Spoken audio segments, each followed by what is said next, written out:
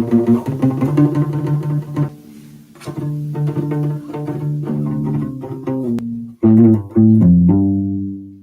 guys, Stephen Cox here, and today I'm just going to talk about a few right hand techniques that I didn't cover before, or at least one, and then we'll just kind of go over any questions you guys have or anything of that nature, and I'll also be using the loop pedal to kind of create some little jams after that as well. But I want to thank you guys for hanging out with me tonight, and if you're catching this on the replay, just let me know if you have any questions down in the comments below. I try to do a live stream every Thursday at 7 Eastern.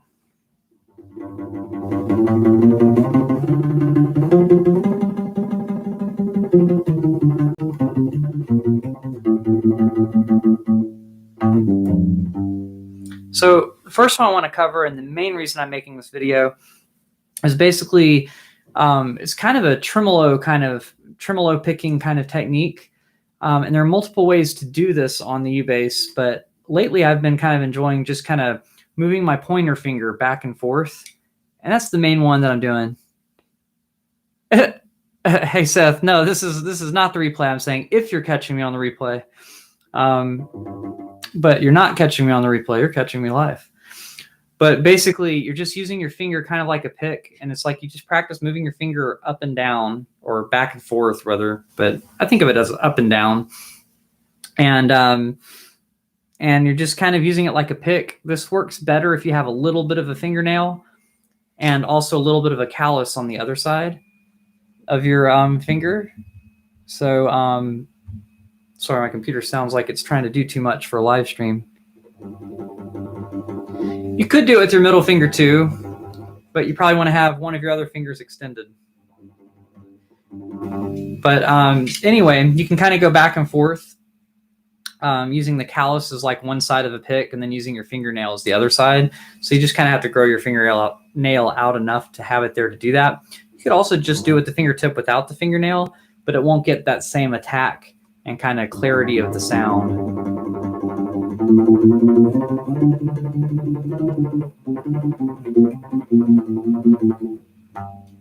So just kind of practice moving the finger back and forth. I think being able to pluck kind of faster with your fingers kind of helps too. Another way you can get that sound, and it's a very similar technique, is using the side of your thumb. So you can use your thumb kind of like a pick.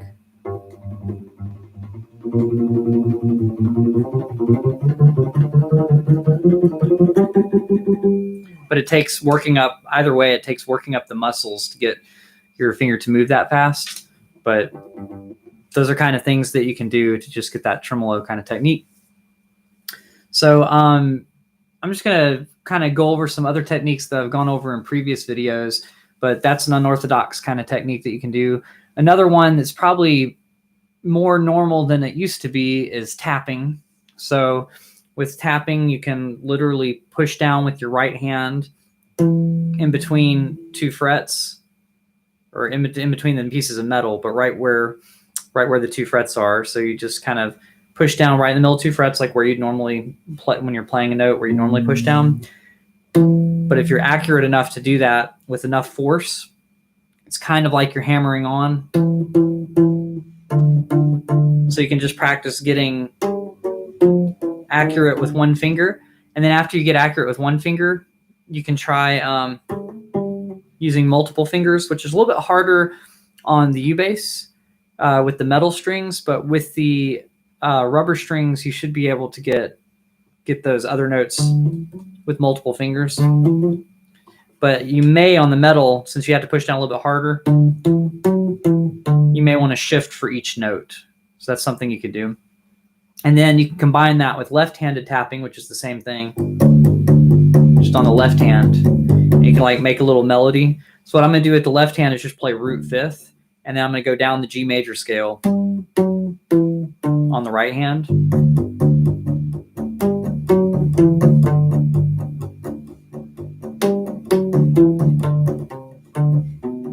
Yeah, I ran out of room, and my brain decided I wanted to have an extra note in there.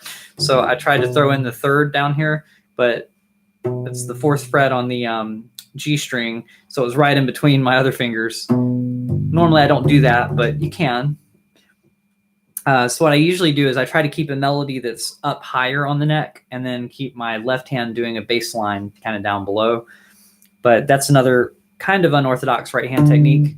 You can use it like that, doing the two-handed tapping, or you can use it to add a note on top of a string of notes. Like let's say you're doing arpeggios. You can use it to get the high note, right? So what I did there was I tapped to hammer on, and then I kind of lifted my finger like I'm plucking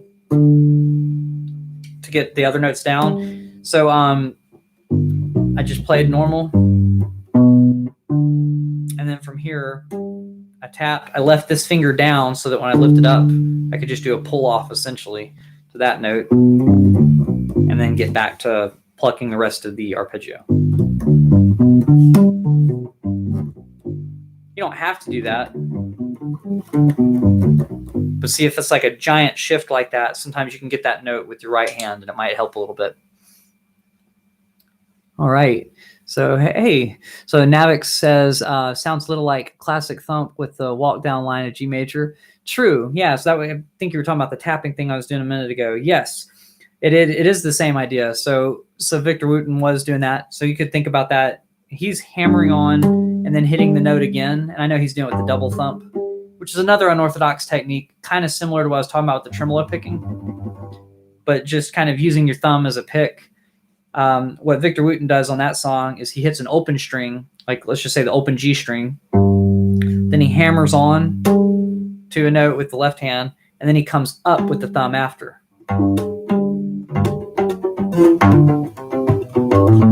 It's really hard to do cleanly, but basically you just kind of work it up to speed.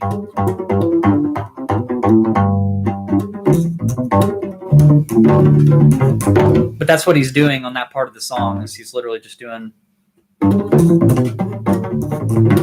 open, hammer on, up, pluck. But yep, it's literally like the same set of notes as I was doing when I was doing the yep.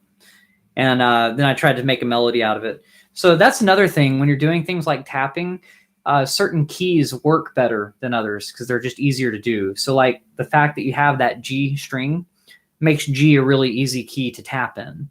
So even when Stu Ham did the Linus and Lucy, the normal one's in A flat, but he did it in the key of G because it's just easier to play on that key in bass. And actually on the U bass, if we had tried to put it in the original key, the A flat, we'd run out of frets and not be able to play the high note because we don't have a fret up there. So it makes it really hard to tap. You can technically get a note out by pushing really hard on the on just the last piece of the fretboard, but there's no fret to really make it sound if you're tapping. So it kind of works better. So just use one of your other right hand fingers to kind of tap those notes.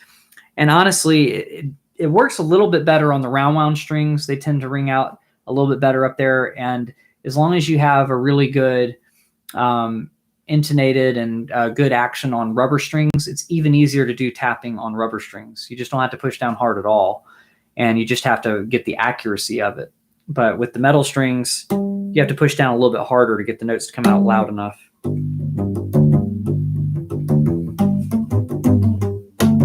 You get the idea, and having to focus on that makes it kind of trickier.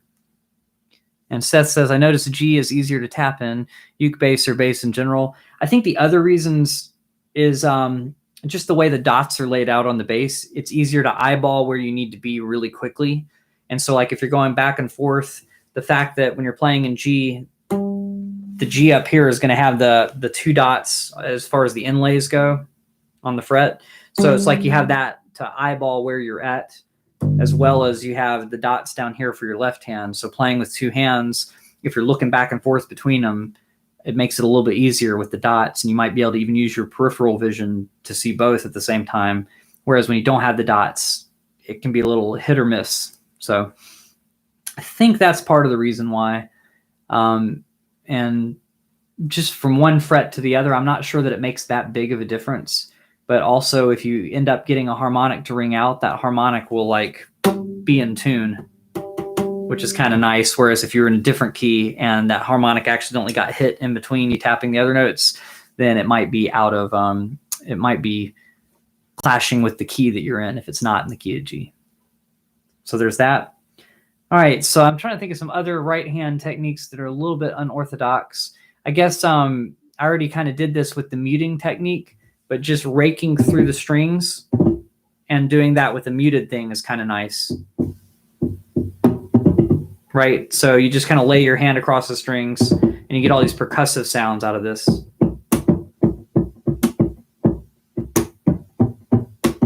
Yep. Yep. So we've got that kind of thing. Some other unorthodox things you could do is like putting a backbeat in the song by slapping the strings. So like, let's say you're playing and you just kind of slap in between. What I'm kind of doing is I'm only hitting like 1 or 2 strings when I'm doing that slap. And it's just important to get one of them to hit hard enough to where the frets, the strings bounce off the frets. So you can kind of do that. And you can even keep your playing position ready to go so that you can pluck easily out of it. You don't really have to have your hand bounce off of it when you're doing a muted note.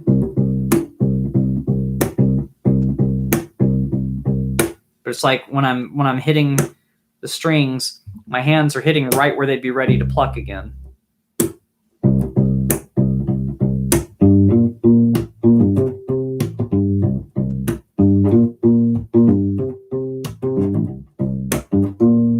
So we could try making up a groove like that, and that way you could play along. So the groove that I'm going to do is just...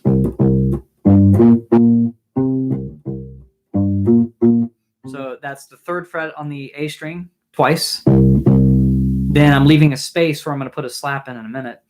And then the 5th fret on the D string. So I might have changed it. Yeah, let's just do double, just keep it really simple. So 2 C notes, 3rd fret on the A string. Then we're going to play the 5th fret on the D string, and that's a G note. Then a B flat, which is 3rd fret on the G string.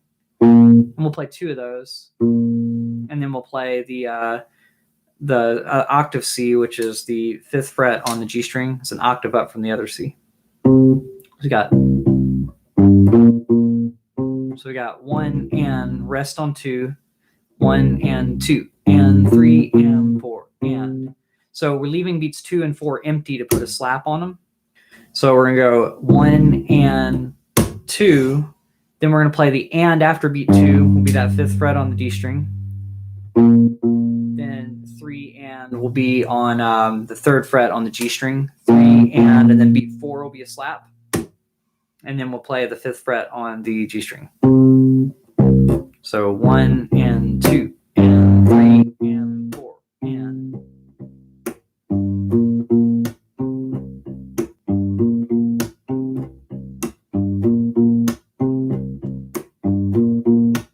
So that's kind of a fun groove, and you could turn that into a blues if you wanted to. By going to an F chord after doing it 4 times.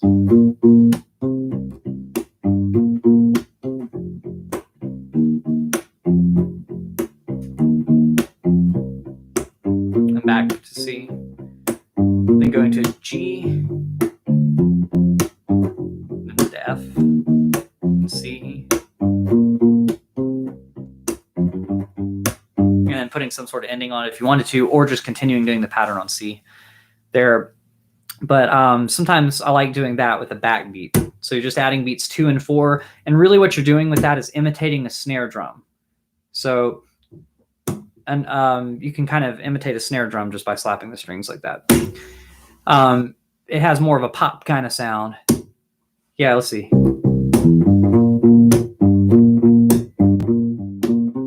So if I were to play the Crossfire bass line with that, it's kind of like a simplified version of it, I guess. It is very similar, you're right. Didn't notice that until just now, but it is. I don't remember what key Crossfire is in, but we'll just do it in C as well. This is going to actually use the next technique I was planning on doing anyway. Since you have notes on beats 2 and 4 in this groove, you have to have a way to get a slap sound but still play the note. So what I'm doing to do that is basically slapping through a string. So it's almost like a combination of a slap and a pluck. My middle finger in this case is like going through the string, but I'm still doing the normal slap motion that I would have been doing otherwise. Just instead of all my fingers stopping on the strings, I'm letting one of them go through on the string that I intend to play. So it takes a little bit of accuracy, but you're able to mute the other strings by leaving them doing the slap. It's just letting the tip of your finger go through the other string as you're doing that. So then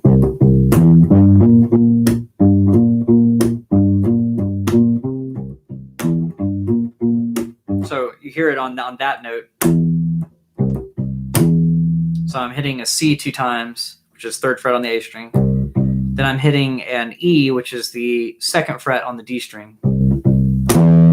And when I'm doing that one, I'm slapping through the string so that I'm getting both the attack off the fingerboard, or fretboard, sorry. I'm thinking upright where it doesn't have frets. It's called a fingerboard. But anyway, back to this. You're just kind of slapping through the string, but your one finger is sticking out further than the rest so it can actually pluck that string. It takes a little bit of accuracy. You don't have to slap very hard. So as you notice, I'm really only about 2 inches out from the strings and then just slapping from there. So that's how I'm able to be accurate while doing that. And the other note that ends up needing it is right before the end of the groove. And the rest of them just have those other slaps in the spaces in the groove.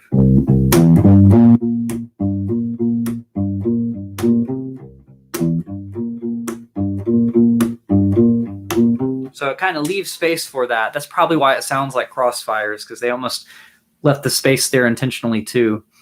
Or maybe not intentionally, but it happens to have a space on beats 2 and 4 as well. All right. The trick is to get the attack without the buzz. Yes, so on polyurethane strings, it might be harder to do that. I think on these, it's actually okay.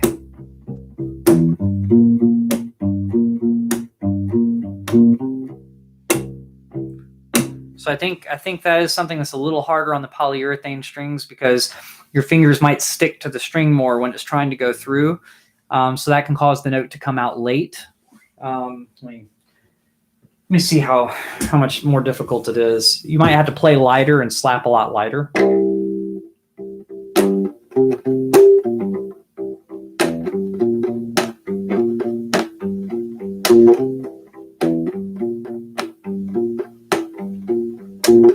Yeah, so you can still do it. You just have to play a lot lighter to not get the buzz. And you have to be more accurate and make sure that your fingertips aren't like oily or sweaty or anything. And I think having this calluses works, but I'm also, it's also winter here. So it's everything's kind of dry right now. So in the humid seasons, my hand might hit a little bit and stick a little bit more than they normally would. So the Jamerson hook, I guess you could consider that. That's a good one that I didn't think to say. I think I've seen one video of him actually playing, and it's like he's backing up Marvin Gaye and playing What's Going On. That's the only video of James Jamerson that I've seen, and he was playing with one finger, but his technique was way different than I thought it would be, right? So although he was playing with one finger, he has the pickup cover over his, those jazz basses that have that metal part that goes over. It's literally a pickup cover. And then sometimes they have the other cover back here over the bridge. And he was actually in that particular video, not sure if this is his normal thing all the time or not, but his back 2 fingers were sliding up and down the pickup cover.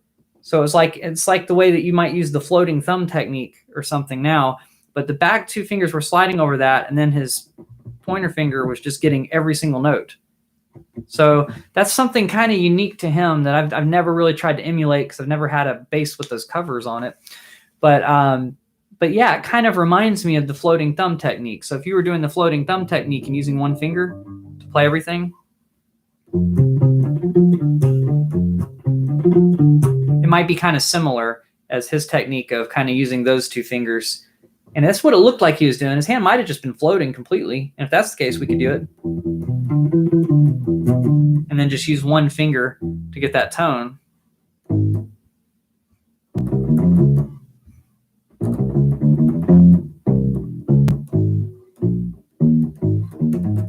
You know, in which case it would just sound like using a normal finger. But yeah, that's an unorthodox technique as well. But seeing that video of him doing that with the two fingers going on the side, I don't think that would be comfortable for me, honestly, to try to do that technique. But he had a way to anchor his hand that was unique, you know, and then he used his pointer finger pretty much exclusively. And so that's the hook.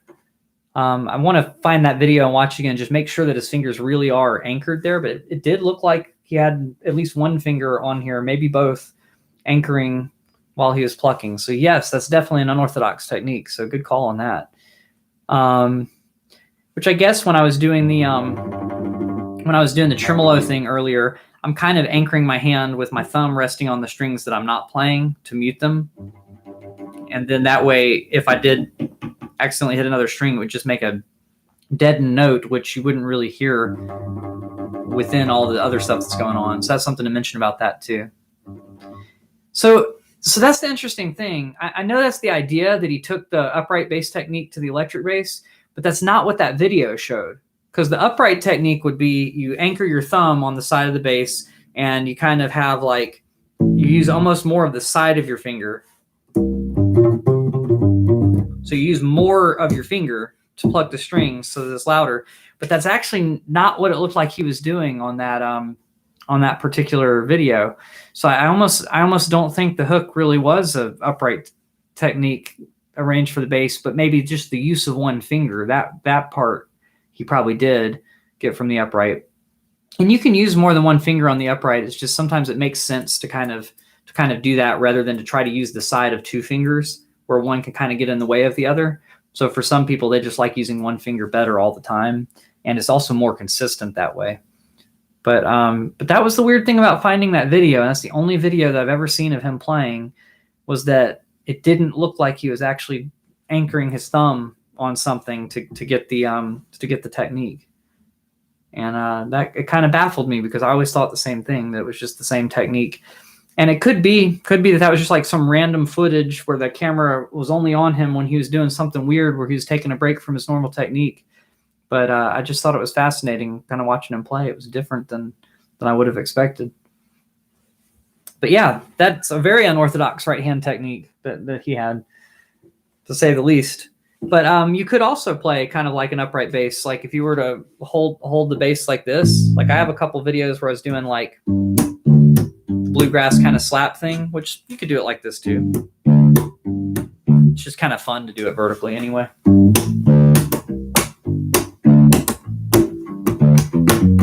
You know, that kind of stuff. But yeah, there's that technique too. So another thing that you can do is a Victor Wooten technique thing. And he kind of uses three fingers. So he does the down and up with his thumb, and then he plucks with these two fingers kind of in this way. And he says he adapted it from Bela Fleck's playing. So I like doing this a lot. If I have like root, fifth, and octave, so 3rd fret on the A string, 5th fret on the D string, and 5th fret on the G string, I like going down and up with the thumb and then plucking on the D string and plucking on the G string. Down, up, pluck, pluck.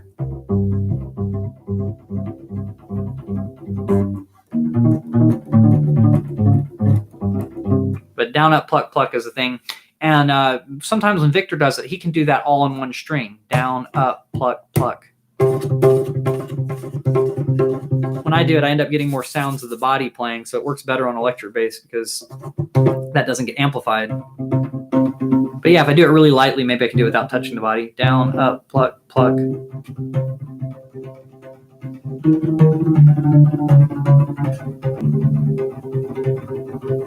So that's kind of a fun way to almost get that tremolo kind of technique too. But it's kind of more specific than the tremolo. And you could also just do down, up, pluck, a single pluck.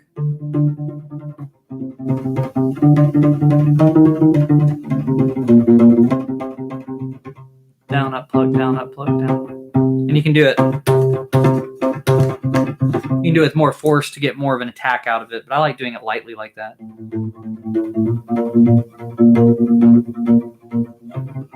Down a pluck, pluck, down a pluck, pluck. Yeah, so that's kind of a cool technique too that Victor Wooten took from banjo playing and applied to bass, which was really, really a cool concept, but very unorthodox. You can't do it in every setting. Certain people might fire you because they don't want that sound if you tried doing that at a gig. So yeah, there's all sorts of stuff like that. So I'm trying to think of other right hand techniques specifically. I guess you could kind of think of the kind of finger picking that you would use on an ukulele or a guitar to be kind of unorthodox on the bass. And that's almost the same thing as what I was just talking about, but just doing down with the thumb and coming up with the other fingers. And so then you could kind of like just assign one finger to a string and then try different plucking patterns. Right? So this is thumb, index, middle, but you could also do thumb, middle, index, middle. And then if you wanted to, you could do a chord shape here and then add a root fifth kind of thing to it. So there's a whole lot of different patterns that you can do because they're just like finger picking things. I guess you could do, wait. A very common one that's on guitar where you use your thumb going back and forth between the E and the A string here. And then your other two fingers will be plucking the D and the G string. But the pattern that I was doing just then, you pluck with your thumb and your middle finger at the same time. And then you do the inner strings with your thumb doing the A string, your pointer finger getting the D string. So we got the two outer strings, then the two inner strings, then the two outer strings separate. So, and then the inner again after that. So it's both together on the outer strings, the two inner strings, the two outer strings, and then the two inner strings. And your middle finger is always getting the G string, your pointer finger is always getting the D string, but your thumb is going back and forth like this.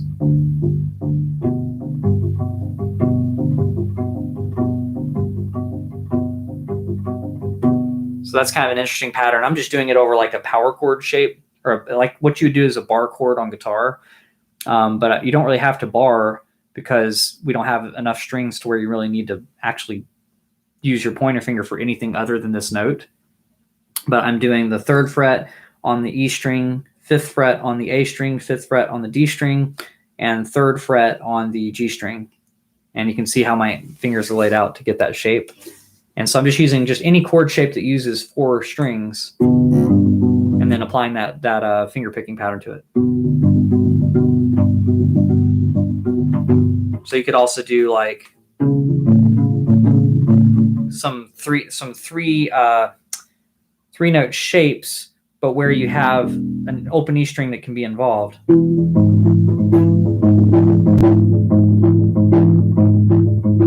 Right? So you can do stuff like that too. It's kind of fun.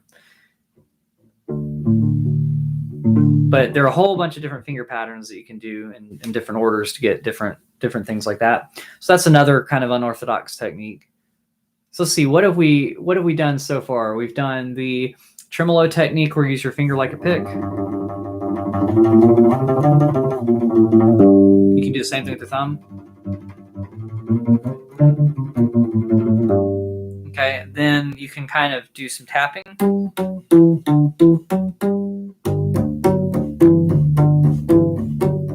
So we went over tapping. You can do like playing with just your pointer finger, like the Jamerson technique, but he kind of had like a pickup cover and it was a totally different kind of thing there. Mm-hmm. Well, thanks for subscribing, Brandon. So I'm trying to think what else there is that that we can do. So we got the double thump technique that Victor Wooten did. You can go down, hammer on, and then pluck. That's the pattern he likes doing on classical thump.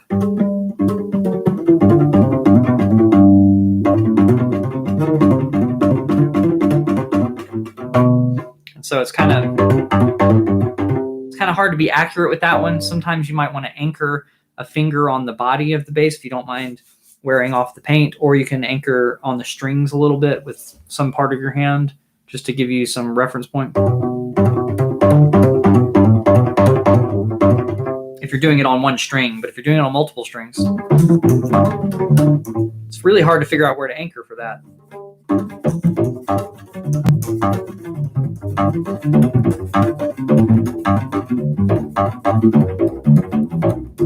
Right? So you can kind of anchor on there. Some right hand harmonics. That's true. We can do some false harmonics. Those are pretty unorthodox as well. Good call. So one thing you could do is you can place your thumb where a harmonic would be. So like I'm just gonna give the obvious example of the 12th fret. Put your thumb right over the 12th fret, the piece of metal, right? And then use one of your fingers to pluck that. Okay, and so then what you can do to vary out from that, because like that just gets you a few harmonics here and there, right? There are a few of them, and you can, just mess around until you find them. So that's one thing you can do to get some harmonics. Then the way to vary from that, if we do this idea of 12 frets, you could also fret a note down here and go 12 frets up from that note and do the same thing, right? And when you get out of frets, you just got to kind of estimate where the fret would have been to keep that going. But yeah, the false harmonics are a good unorthodox technique. So that's one way to do them, where you use your thumb and then you pluck with the finger behind them. That's kind of what Jaco Pastorius did.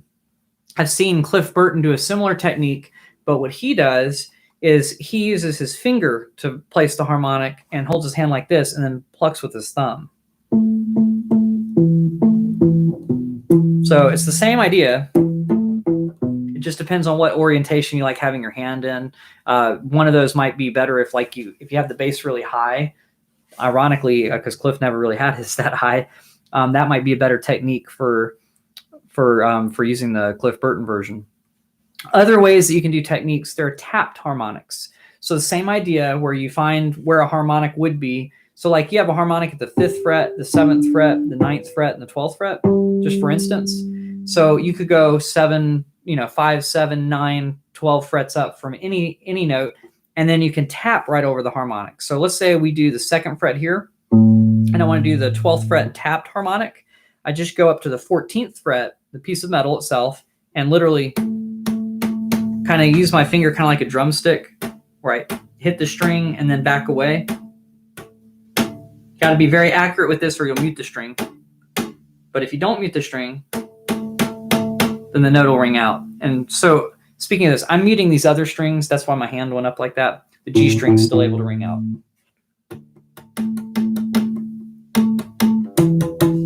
So you can do that from 12 frets away. You could do a tapped harmonic from 7 frets away. So that would be second. So I add 2 plus 7's 9. So I end up with the 9th fret. So tapped harmonics are kind of cool too. But you have to be really accurate, or sometimes you get the open string to ring out. So those are two kind of unorthodox harmonic techniques that you can do with the right hand. So Matt, thank you so much for mentioning those. Those are good ones. I appreciate that. So let's see. So now we've done that. I think that's been like 4 or 5 techniques. Let's see what we've gotten so far. Tremolo, tapping. Okay, so we got the tremolo, the tapping, the tremolo with the thumb, but I'm going to count that as the same thing. The down up, Victor Wooten thing where you can go down, then you can hammer on with the left hand and come up if you wanted to. So it kind of counts differently because we're not using it as a tremolo thing, even though we are using it kind of like a pick. Then down, up, pluck, pluck. Another Victor Wooten thing where he's imitating a banjo. And then you've got the James Jamerson thing. If you have a pickup cover, you can do that idea. And then we got some harmonics. So we've got a lot of right-hand techniques that we can do. So do you guys have any questions about these? I know that some of you have seen these before, and some of you are probably new to it. So if you have any questions, let me know on the right. And do you have any honorable mentions, right-hand techniques that I didn't mention? Oh, I've got one real quick. One more to add to that. This kind of like almost flamenco kind of thing, right? Where you can kind of fling your fingers out. It's almost like you're flicking, making a flicking motion.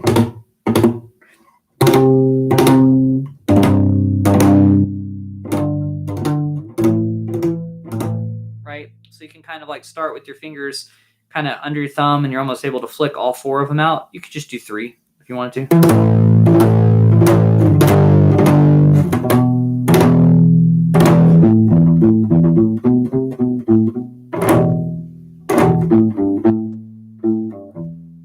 Right, so that's another thing that you can do. Kind of in the same vein as the tremolo picking, we can just kind of use our fingernails to get more of an attack, kind of like a pick. So you could also use that, like when I was talking about doing the slap to get like a snare sound, you could also do that. Like a down strum through the strings to get the same kind of percussive idea. You just have to mute with the other hand. You have to mute with the left hand instead of the right hand while you're in. Okay. And then you can also use that to play a note while you're trying to get that attack.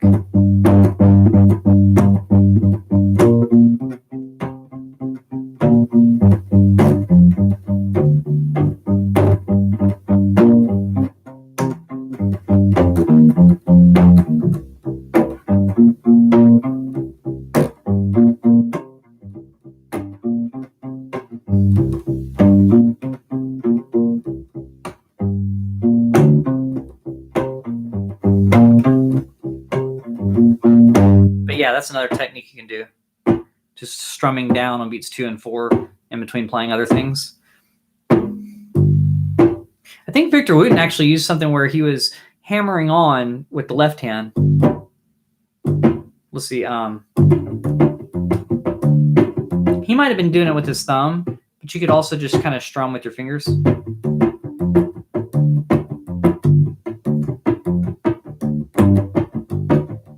And so it's like you're strumming down and up.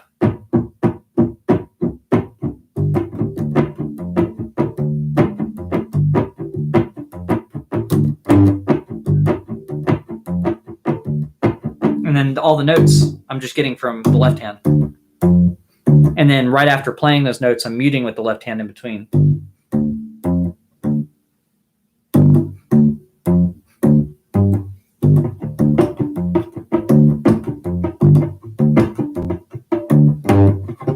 And I think he does like the down up pluck.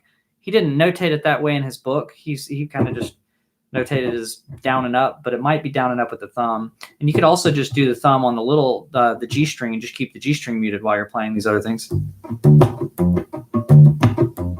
And so notice that sometimes when you can pick and then put more weight into it for where the downbeat would be, for where the backbeat, beats 2 and 4 would be. So there's a lot of stuff you can do with the right hand as far as like unorthodox right hand techniques. So anybody heard of all of these? Are there any people on here that learned a new one or anything just from that? And are there any people that are like, hey, you left out something? I guess another thing that's kind of unorthodox is playing 2 notes at the same time, which I kind of included when I was doing the finger picking thing. But you can kind of play double stops, which just means plucking 2 strings at once. And so you can either pluck 2 strings with the index and the middle finger. You could also kind of rake through the strings really quickly to get 2 notes at the same time. And it doesn't really feel like raking at that point if you're just doing 2 strings and if you're trying to hit them all at the same time. Whereas usually the raking is going a little slower. So you hear all 3, they're just kind of fast. Just dragging your finger across 3 strings. So it's like one upward motion, but it's almost like pulling your arm back slowly. Yeah. And you can do it with a straighter wrist if you wanted to. That's probably a better technique than what I was doing. So you can do that with your index and your middle finger. Jaco Pastorius has a version of Blackbird and I can't really get the other part on B bass, but you get the idea. It has the, so he's like raking through all the strings and then hitting his middle finger afterwards.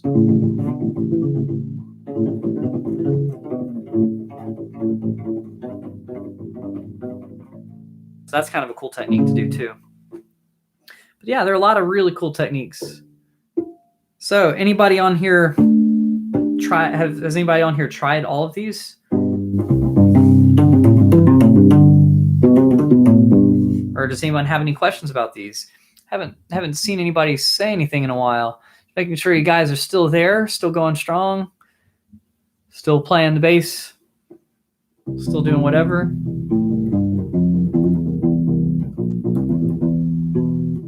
So I use a lot of these techniques when I'm doing like loop pedal things, but I can make a song maybe where I do a lot of the techniques. I'll try to incorporate things in there. So Seth says, not all, but I have tried a few. Yeah, there's so many different right hand techniques, and some of these work better for some people than others. You can tell which ones I'm probably strongest at and weakest at, you know, if you listen through to them. But yeah, there are a lot of different techniques.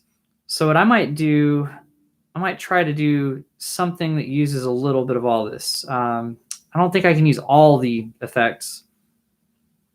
Let me think. What could I start with? Okay, I know it's easy to use the tremolo. If I try to make a loop with all these things, I want to use some false harmonics. I know that. I want to use some tapping. Let's see. What can I do? Because a lot of these techniques are used to do multiple things at once rather than looping different things like that. Some work better on different strings. I guess, speaking of different strings, I guess there's one other unorthodox technique that you would be using your right hand for. Oh, hopefully my bow has enough rosin. This works if you have the metal strings. It does not work on polyurethane strings at all. And I guess the other unorthodox thing, you can consider just normal picking unorthodox too. But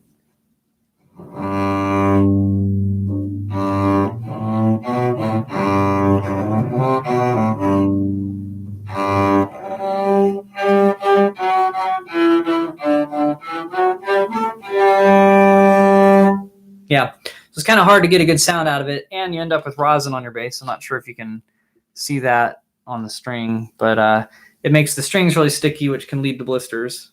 But yep, you got to be really close to the bridge, and really the only strings that'll work is like the G string by itself, but you might be able to get the D string and the G string at the same time. Maybe not. Let me mute the other ones.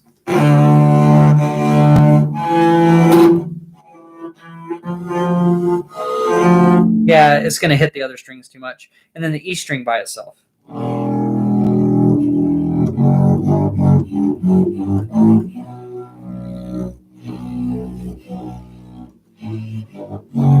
One problem is when you get the E string by itself, you're also going to be hitting the side of the bass because it just doesn't have enough of a radius.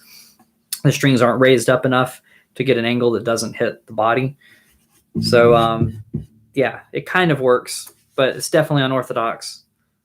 So I guess that's an honorable mention because it uses more than just your hand, but it is the right hand technique. Hi, Martel. Welcome to the live stream. All right. So let's see. What can I do? I think what I'm going to do first is I'm going to mute and make a drum groove out of some of these techniques. So it's not really the tremolo thing, but I'm going to use the same idea to get some hi-hat stuff going out of here. And then I'm going to try to do probably just some slapped bass. And maybe I'll go like, I know, I'll do a muted thumb note, and then I'll slap for the snare drum. Here we go.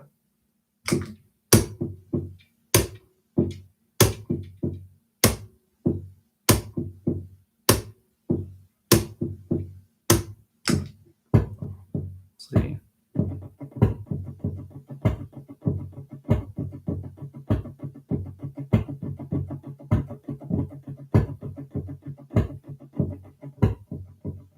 That first little bit was a little out of time. That's okay. And normally if I was doing a hi-hat, you know what? I wouldn't leave my hand down here because you hear how it's kind of like a lower pitch sound. It does sound like it's going to be. Okay, so that's like a technique that we could do. So I'm going to turn off the loop and try to figure out what I want to loop first. I want to use some false harmonics, but we're not quite there yet.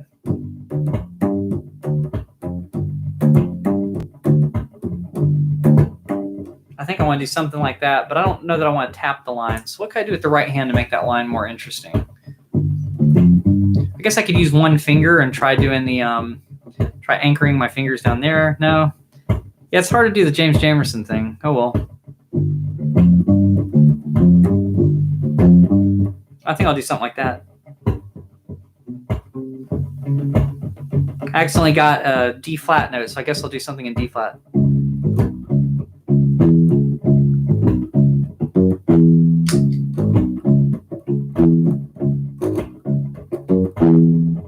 Oh yeah, that's right. It's a longer groove than that. I'm gonna come up with something else. Let's see.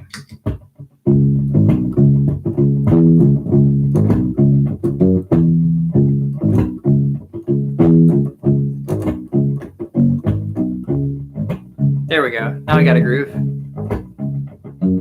So that's D flat. So that's gonna be hard to do harmonics without doing false harmonics. So just to make sure I've got it right, I'm gonna start here. And I'm gonna find where an octave up from that would be. Just right here. So I'm gonna add a little false harmonic action where I'm plucking with my pointer and middle finger.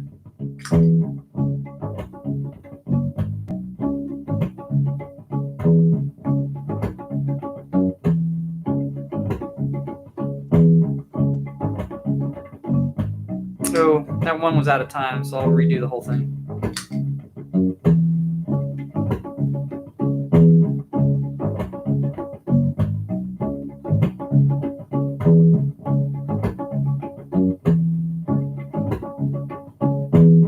Okay, so now I've got that looped. I should have tapped that one. Let's see, what would be a fifth up? So I got to go 7 frets up from here. We're on the 6th fret, so that'd be the 13th fret.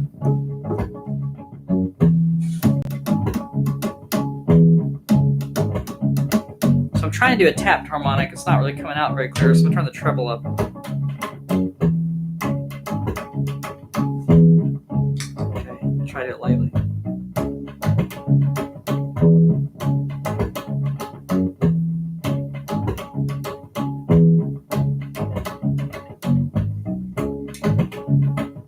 Yeah, so added a lot of attack to it, but that's okay.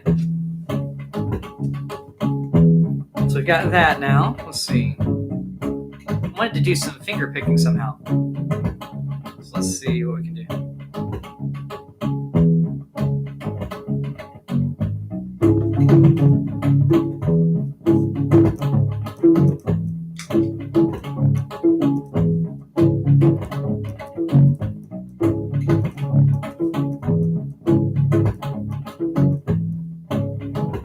Okay, so now we got that in there. So now we can just kind of solo over it using the other techniques.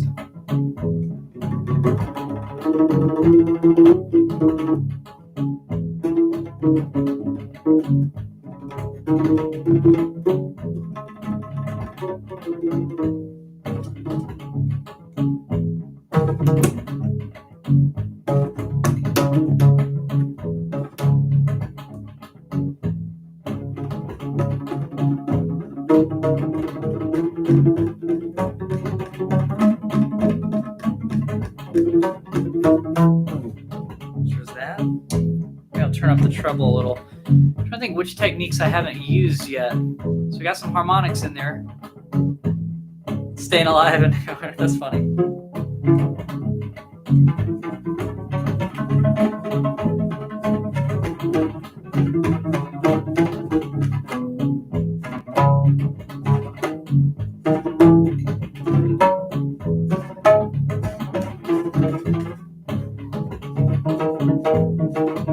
That's that down up pluck.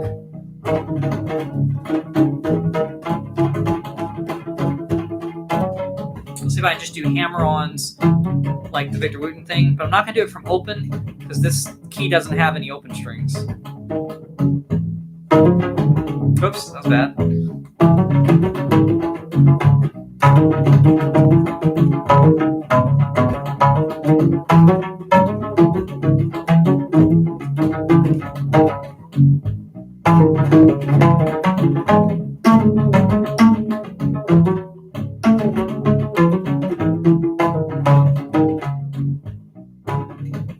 So we got that. Yeah, so right there what I do with the double thumb is it is double thumb. I'm going down with the thumb, then hammering on, then coming up. So it's combining the double thumb with hammer on. Oh yeah. You're right, I did leave out sweep picking. So Jose, you're right. So how could I incorporate sweep picking?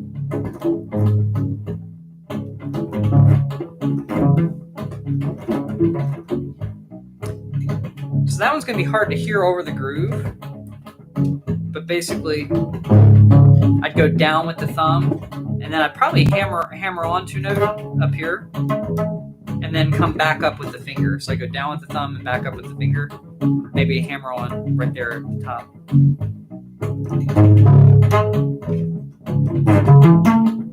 I guess I would add a hammer on here too.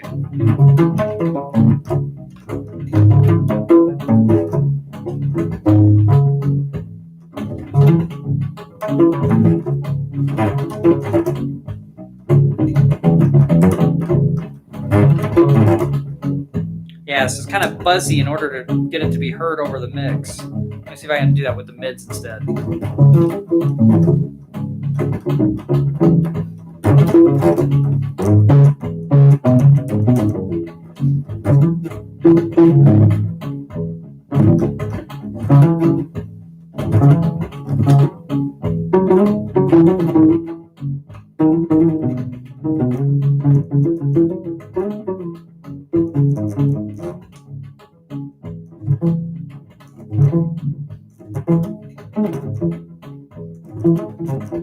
Yeah, so you can kind of do sweep picking there too.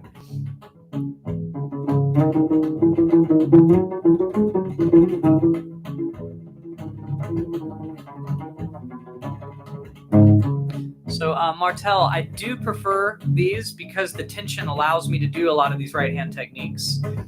That's the main reason. And there's less string noise because they're not sticky for that reason too. So the glissando harmonics would work better if I was doing a fretless. Let's see.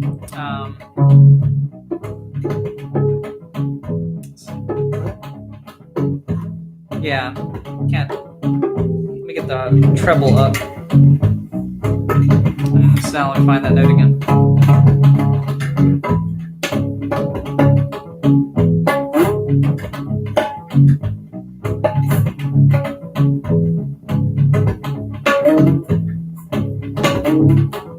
Yeah, it works better on fretless, but it still kind of works here. Where you play a false harmonic and then you slide it is kind of the idea. So I'm doing that harmonic here and sliding with the other hand. But it's not quite working very well, but that's a glissando harmonic.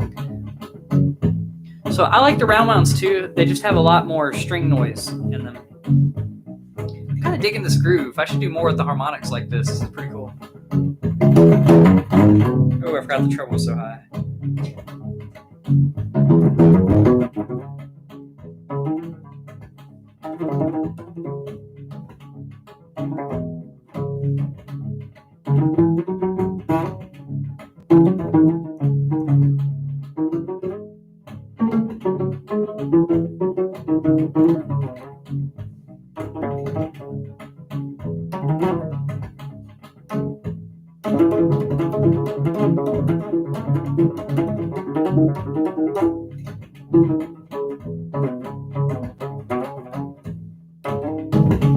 You can also like slide after tapping, so you can tap and then slide.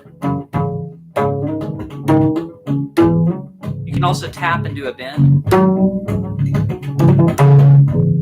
And that's not really as necessary on here, on this particular groove. Let me see if I can make it more. I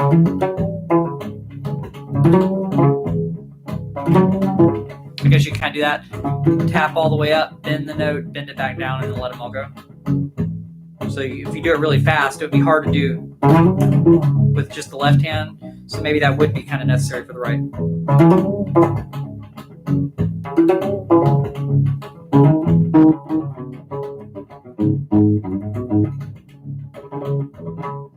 I guess it's still kind of unorthodox to use the third finger, so I might include that as one of the techniques. You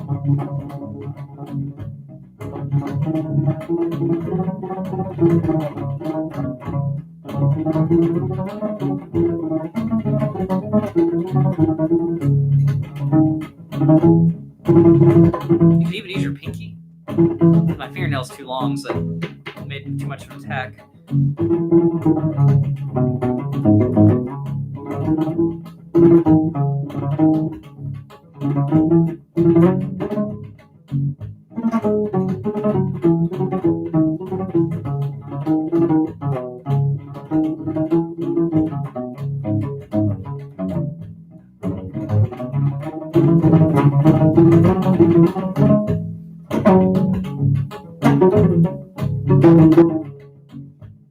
Cool.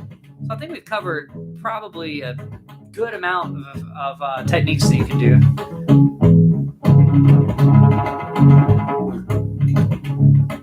But yeah, let me turn the groove off and just go over the sweeps, since we didn't really talk through the sweeps that much before playing, because I just totally forgot about them, honestly. So I like taking arpeggios with the sweeps, and what I do with those is I take like the minor arpeggio where I've got it separated out to where all the notes are on separate strings, the root, the third, the fifth, and then the octave. And since it's minor, that's going to be the 9th fret on the E, 7th fret on the A, 6th fret on the D and the G. And I just go down with the thumb to get all those. And this is an Adam Nitti technique. So I think I mentioned that I'm going to be part of a show where we interview Adam Nitti. And that's going to be on Soul Night Live, the YouTube channel Soul Night Live. And he's got a Facebook group too for it. I think it's still called Soul Night Live. It's SOAL, not SOUL. Soul stands for Story of a Life. It's not a word. It's an acronym. But yeah, we're going to be interviewing Adam Nitti, who's the guy I got this technique from. He might have been the one to come up with it. It's other people use it for sure. But I think he was definitely the only one I know to use it in a jazz setting. Some other people might have come before then. But basically, you can go down with your thumb all the way through the strings. And then your left hand, you can hammer onto a note. Then I can tap with the right hand. I guess I'm going to do that. Sorry, I did it in the wrong key. Yeah. So basically what I'm doing is going down with the thumb, hammering on, tapping, pulling off to the hammered on note, pulling off to the other note, and then going down with my finger like I'm raking through the strings. So the hard part's the timing. Whoops. Whoops. I keep wanting to do this for some reason. It's still in the key, but it's not in the arpeggio.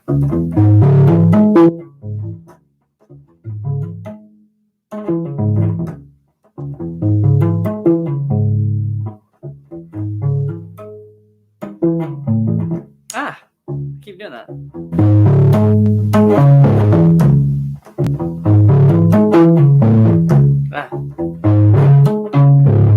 I don't know why I keep adding that note in there, but you get the idea. You can go down with the thumb. You may just want to just do the high note and not have this note in there.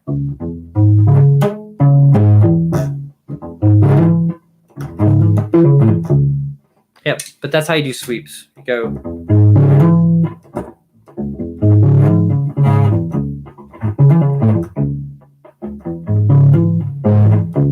down with the thumb and up with the finger. So hopefully that kind of helps. I know it's kind of not the best example, but you get the idea. Oh, and sometimes what I'll do is I'll add a note on the E string so that I have like, I'm gonna do it in a different key for this reason.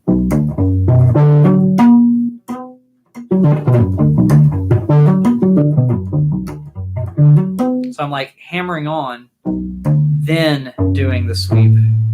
Whoops.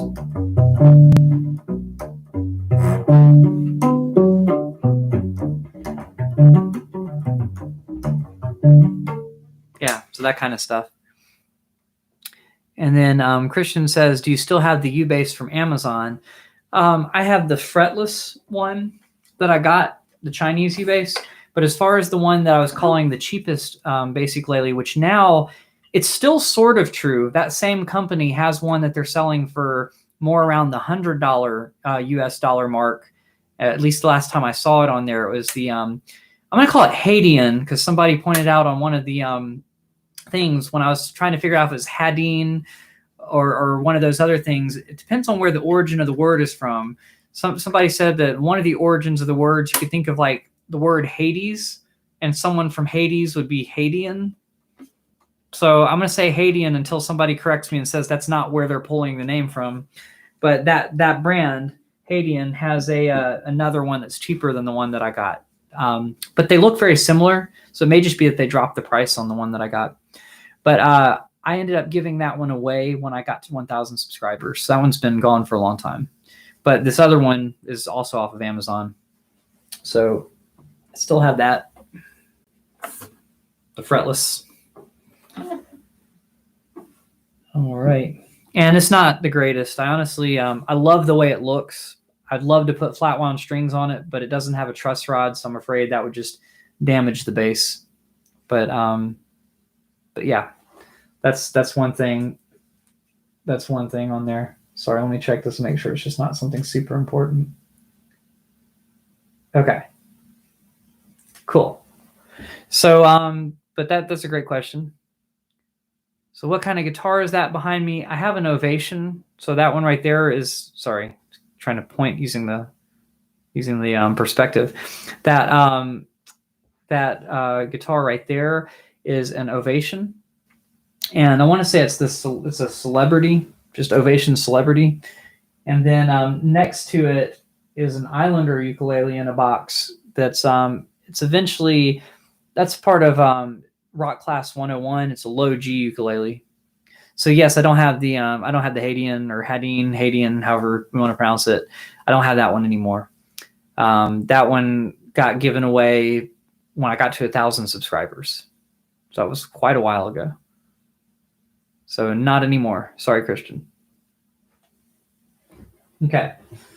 But it was pretty good though. The whole time I had it, I thought it was very comparable to the Kalas that were in like the Wanderer kind of series. It never broke while I had it. I had it for a few months. It worked pretty well for me. And then I ended up giving it away. And out of all people, I know it seems random, but out of all people, a student that was taking lessons for me had entered to win it and actually got randomly picked to get it. I think it's pretty good in that price range. So if you had more to spend on one, I would spend a little bit more and get a Kala brand one that's in the $300 or $400 range. So like the Journeyman with the metal strings is pretty good, but then it's a big step up on the just the quality when you go to stuff like the exotic mahogany or the ebony model. You know, that price range is probably going to be the best. So how much do you think it will last? So that one's tricky because I've heard people say they've had issues with them, with the pickups, but I never had an issue with it. So I really don't have a way to a good kind of answer for that. I think they're pretty good though overall, but I don't know how long it would last overall. I know that there had been some common ones that do that, and I've heard about it was ACOT, or is it ACOT or ACLOT? I can't remember what the brand is, but the yeah, I've heard of that brand too, and then there's Caramel is another brand that does fairly affordable ones. And I've heard good things about the Caramel ones too. Yeah, and I like the Hadean model, and I was pretty happy with it. So I was surprised at how good it sounded. It may have still had like one or two like slight buzzes, but they were like up high in the neck. They weren't down low. So I was actually okay with that. However, I still might have done a little truss rod adjustment and successfully gotten rid of it, if I'm not mistaken. So sometimes you just might have to do a tiny truss rod adjustment. And I have a video on that if you need to do that. But don't overdo it. You know, if it has a slight buzz, sometimes the buzzes are just because you're not used to playing the strings as lightly as they need to be. The polyurethane strings just need to be played a lot lighter since they vibrate wider. So that's another reason why I like the flat wound strings, is I can play them more with the amount of force that I'd put into playing an electric bass. So I don't have to play super lightly to not get a buzz on the strings. So that's another thing there. But yeah, those are great questions. Does anybody else have any questions? Anything about the techniques or just any other techniques? Could be left-hand techniques at this point. Billie Jean is not as easy to tell it. Yes, in the description. So someone else had pointed that out, and I already knew that. Basically, it has an octave with it. Right? But the reason I tell it the easier way is because, honestly, have you ever tried playing that song like that all the way throughout for a gig? It can really wear your hand out. So what I usually do is I do that for the intro. And then when I get into the main bulk of the song where the whole band is kicked in, I just drop down to doing the single note instead of doing the octaves. But I also have, in the video, I put a link to a video that explains it better. So if you find that one where I have all those intros on there, go down to the description and you can find a video that the Bass Wizard, if you know that guy, I'm trying to remember his actual name, Marcel or something. Anyway, he's a really good bass player and he has a really good video on it. So I posted that there so that people could find the way to play the real bass line on that. But you're right, I did slightly simplify it. It doesn't have the octave doubling like it does on the original. So I have it like this. And he's throwing in those double stops that I talked about earlier.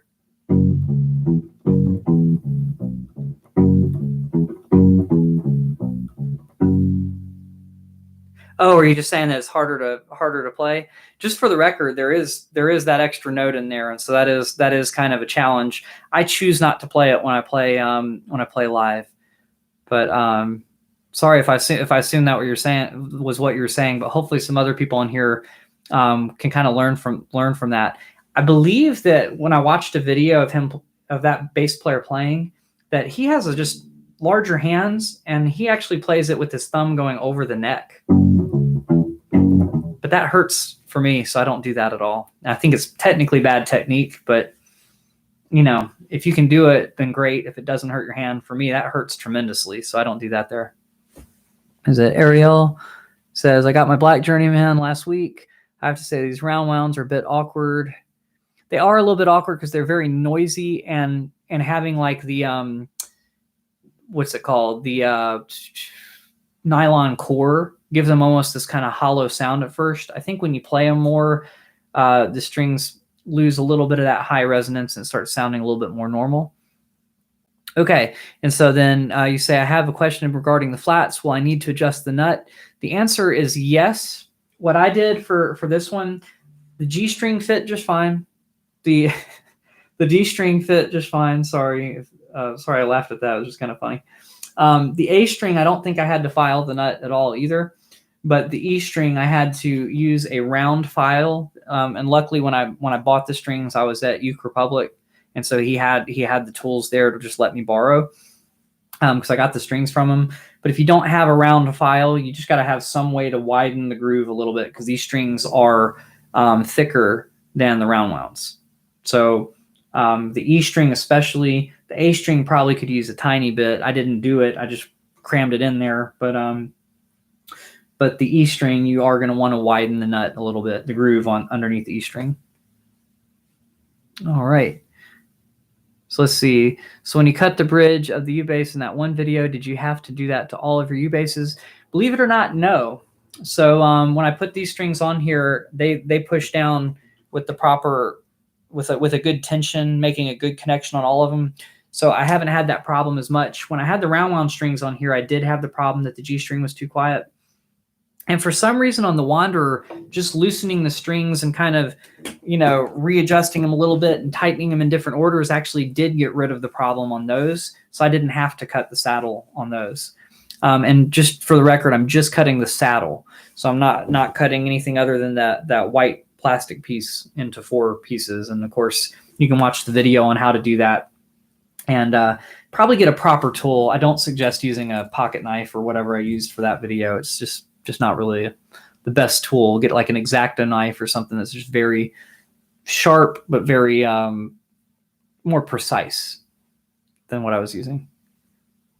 Can you put Dr. Neon strings, or DR, they're DR, aren't they? Strings on the Hedin U-bass. I would only put strings that are made for U-bass on U-bass. There's a reason why the round wounds have a nylon core, and that's probably mainly about it wrapping around the tuner, is what I'm guessing. But they're a different gauge string, which means that you'd end up having them looser to reach the low pitch, right? And then having them that loose, they'd flop around and cause more buzz, and they'd just be kind of harder to play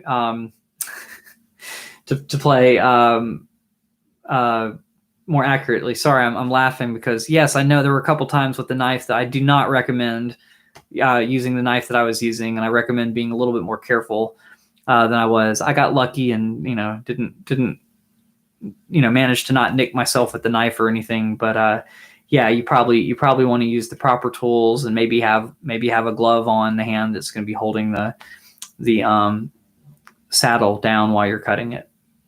But anyway, so Christian, I would recommend not putting strings that aren't for U-bass on the U-bass.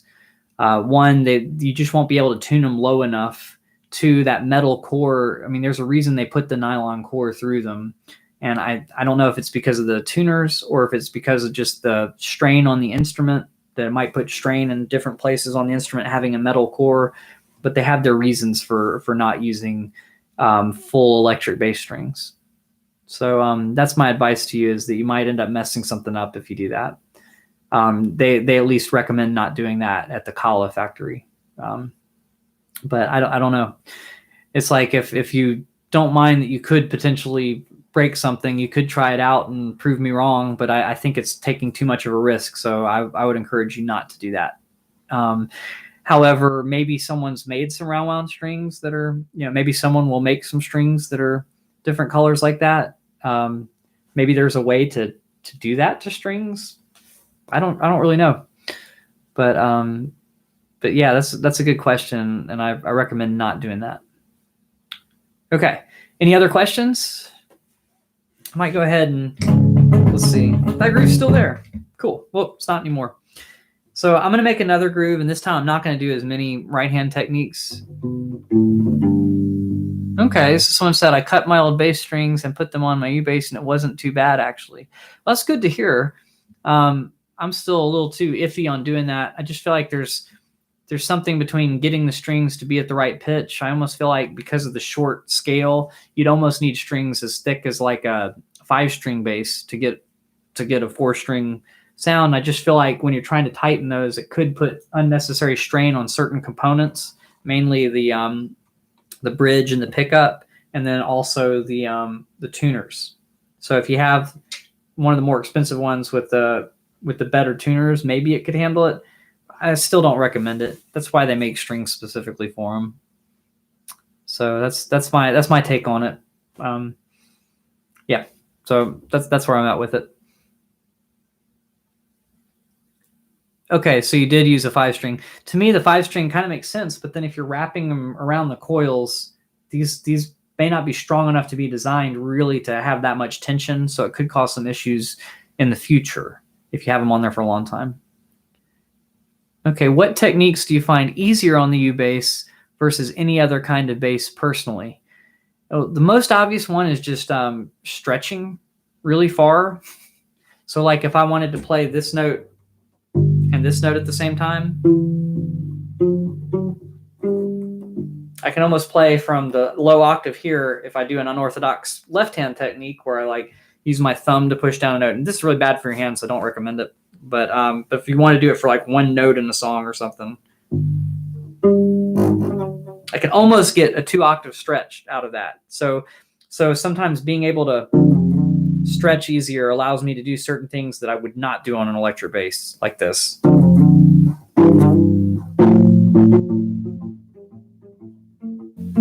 You know, so it helps for stretching mostly.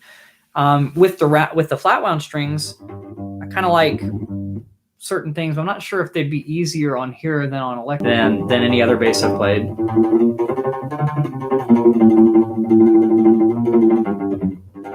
So that's kind of an interesting thing. But yeah, mostly just left-hand stretching. I know that's not super exciting stuff, but that's the main one that comes to mind.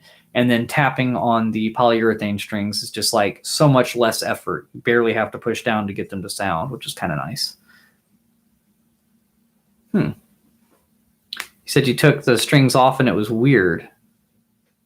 I'm not sure. But yeah, I can't recommend putting those on there.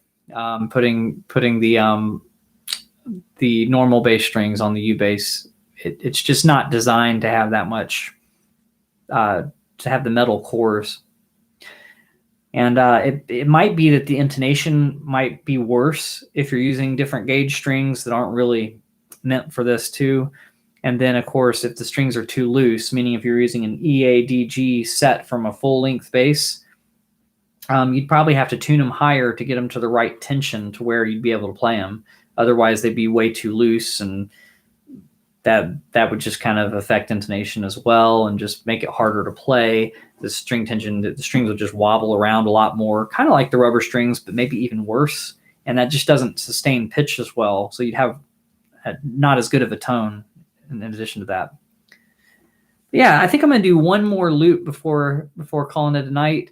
So do you guys want me to do another one with a bunch of right-hand techniques like that, or just kind of a random style one? Up to you guys.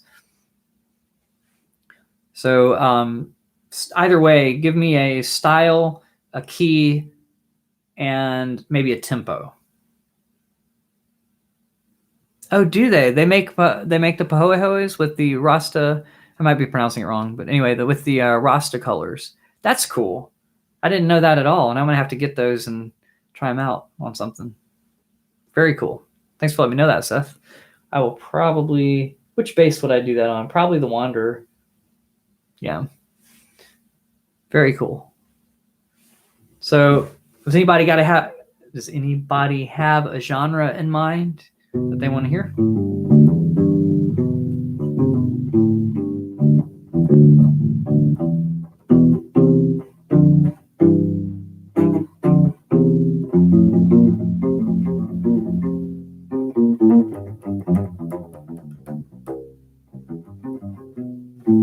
Oh, yeah, Martel, that's a good call. I don't have one of the solid bodies yet. I plan on getting one in the future, but probably not the near future. Things have just been, a little bit different with 2020 and everything. Seven Nation Army. You want an actual song? Okay. I think I did this on one a few weeks ago. Actually, so I can do a quick version of it because I've actually done this on one of the live streams. Someone else actually asked for it, or maybe it was you. But yeah, I'll try it. I think I already have in mind how to do it. Oh, that's not how I did it. I'm just going to do the... I'm going to build it up the way the song builds up. That's right. Bass line first. I'll mute the bass line too.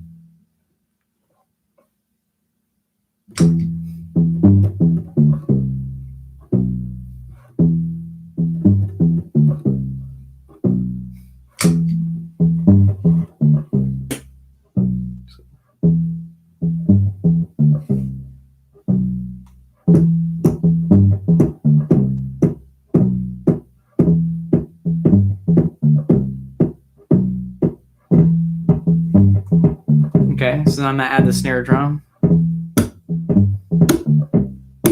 Help if I play the bass line in time.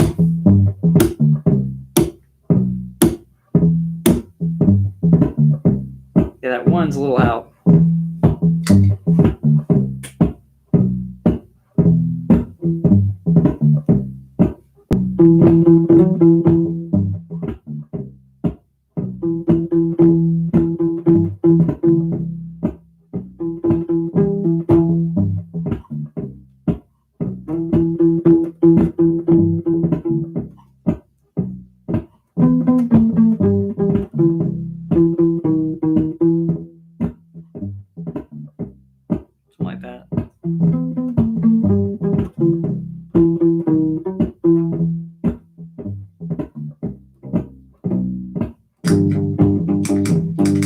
can't do it without the other pedal. Shoot.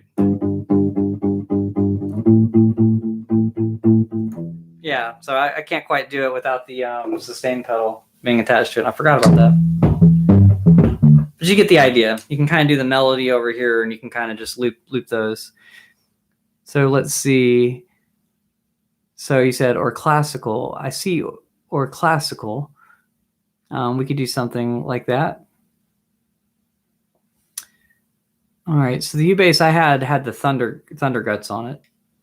I think they're either the Nile guts or the thunder guts on the Hadeen or the Hadean and the Wanderer. They look the same, so I'm guessing they're both the thunder guts. But one of them said Nile gut, which I'm not sure if there's a difference or if it's just maybe they were slightly longer and that's why they called them a different name. But I think they're just both the thunder guts. So a classical kind of thing. Let's see.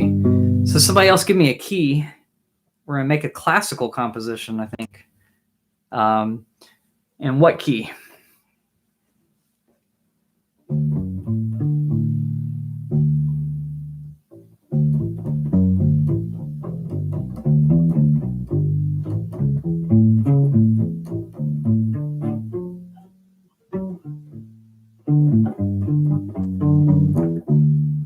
So C sharp. Okay. Major or minor? Major or minor?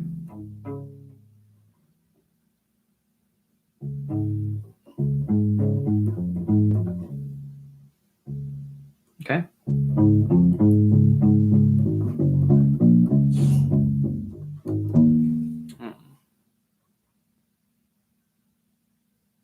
Let's see what I can do.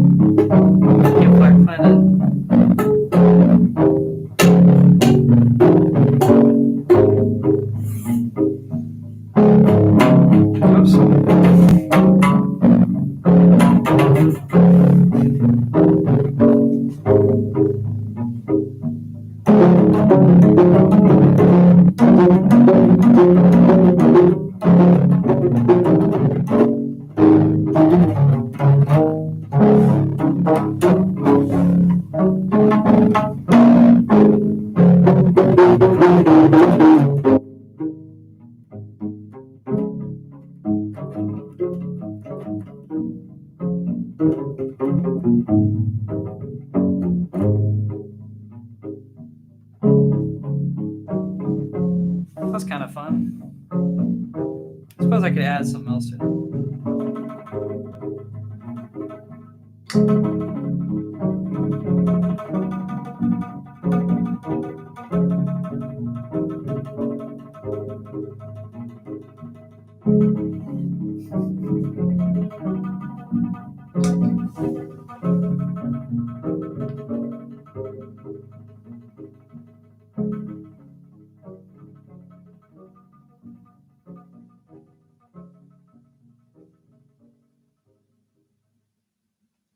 All right, guys.